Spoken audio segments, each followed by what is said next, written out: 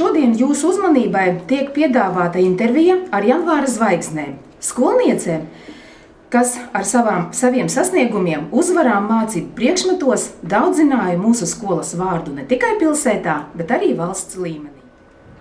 Mūsu varones ir, un sākšu ar jaunāko, Evita Teivāne, 6. A klases skolniece.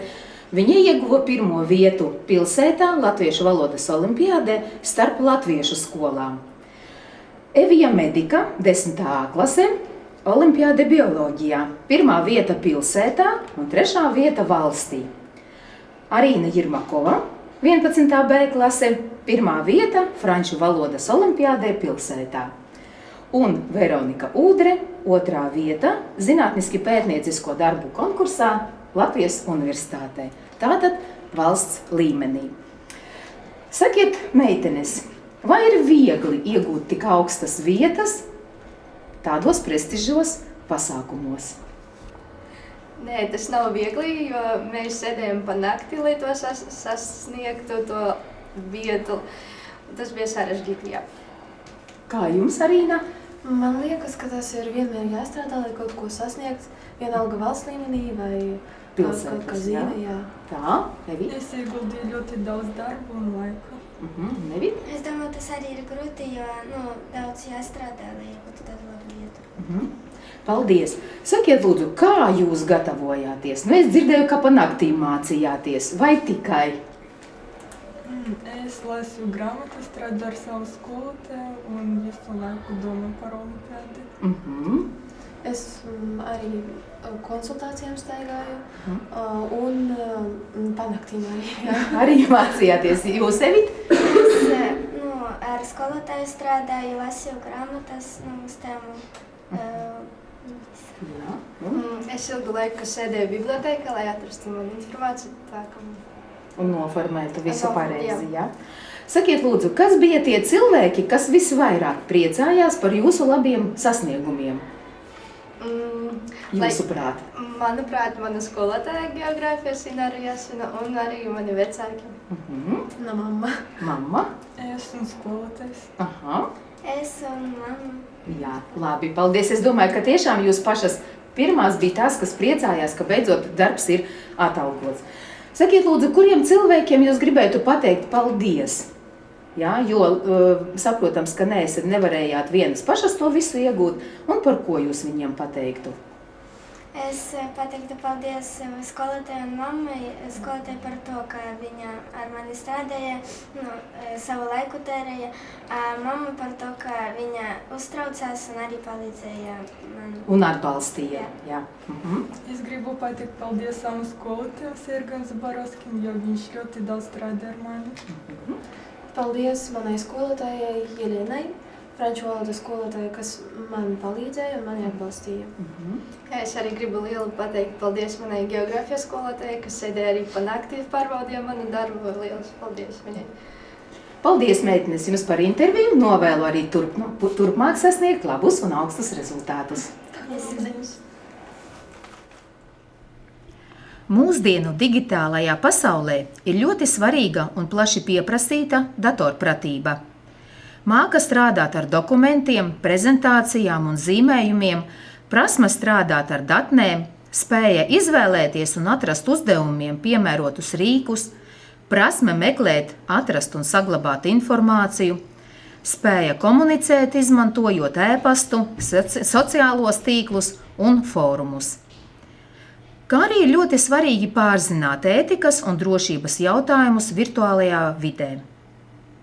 Nu jau pāris gadu bez informātikas mūsu skolā iziet aprobāciju pilotprojekta mācību priekšmets datorika. 1. februārī skolā notika pedagoģiskā kolektīva sēde datorikas priekšmeta aprobācija, kuru novadīja direktora vietniece Jūlija Ļončika. Sēdes laikā skolotāju kolektīvs guva plašāku priekšstatu par mācību priekšmetu datorika. Uzzināja, kas ir Start-it vide, kādas ir Scratch iespējas un kā to var izmantot citos mācību priekšmetos. Uzzināja, kā var integrēt priekšmetā gūtās skolēnu zināšanas citos mācību priekšmetos. Informātikas skolotājs Dmitrijs Lavkovskis iepazīstināja mūs ar robotiku, interešu izglītības pulciņu kā vienu no datorikas priekšmetiem aprobācijā. Divi šī pulciņa aktīvākie dalībnieki, 6. A klases skolēni Nikita Kauliņš un Ilja Ivanovs, nodemonstrēja savus sasniegumus, uzmestērotos robotus un to iespējas. Sēdes beigās tika pieņemts lēmums aktīvi iesaistīties visos pasākumos, kuri saistīti ar priekšmeta datorika aprobāciju.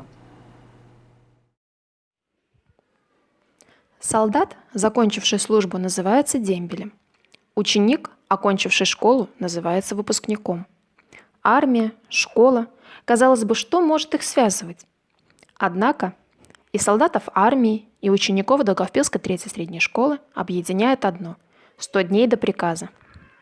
3 февраля в Долгопилской 3-й средней школе прошло мероприятие для учеников 12 классов. 100 дней до приказа. 100 дней до последнего звонка. Будущим выпускникам подготовили различные задания на проверку ловкости, внимательности, проворности, знаний. Не остались без внимания и классные руководители, которым были заданы вопросы по их ученикам.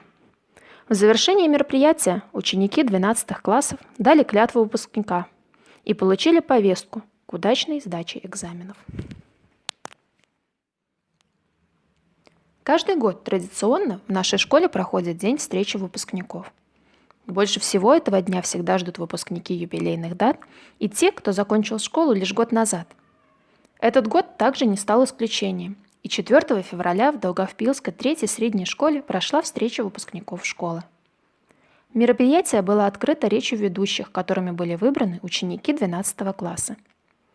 Также ученики 12 класса Арина Кирьянова и Максим Васильев поразили гостей своим музыкальным выступлением. Несомненно, слово было предоставлено и директору школы Азаревичу Виталию Витольдовичу.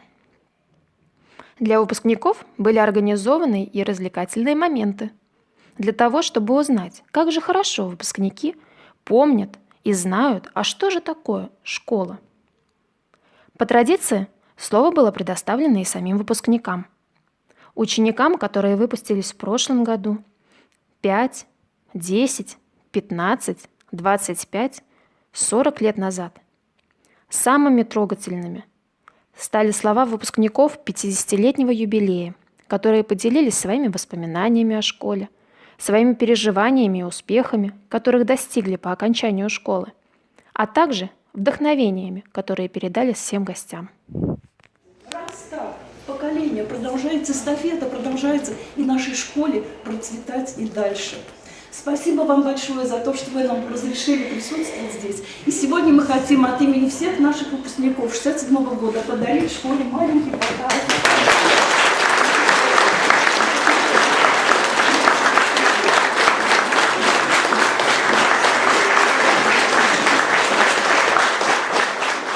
По завершению официальной части Дня встречи выпускников у всех желающих пообщаться с учителями и одноклассниками была возможность организовать чаепитие в стенах родной школы. А также все желающие имели возможность посетить школьный музей.